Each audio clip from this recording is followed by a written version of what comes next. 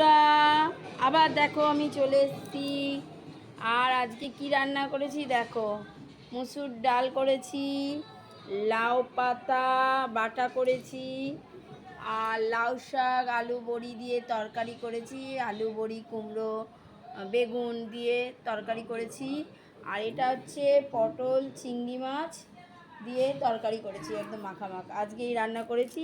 ও আবার আজকে একটু লাউ পাতা ছিল, যেহেতু বৌমা কালকে বাপের বাড়ি গেছিলো, নিয়ে এসেছিলো লাউ শাক বেগুন টমেটো সব নিয়ে এসছে। তা লাউ পাতা নিয়ে এসছে, আমি বলি দেখি তো একটুখানি চিংড়ি মাছ সর্ষে বাটা ছিল ঘরে, সেটা দিয়ে এটা চিংড়ি মাছ দিয়ে ভালো করে তেলে একটু একটু করে নিয়ে এসেছি, দেখি কেমন খেতে লাগে। আজকেই রান্না করেছি। আর অনেকটাই লাউ শাক এনেছে, ছোটো ছেলের বৌমাকে পাঠিয়ে দেবো। এই রান্না আর কিছু করিনি আজকে। চলো তাহলে আমরা খাওয়া দাওয়া করি। বাই